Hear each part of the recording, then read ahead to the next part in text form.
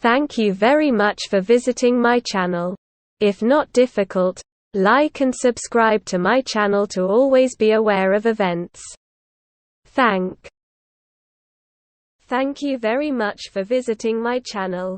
If not difficult, like and subscribe to my channel to always be aware of events.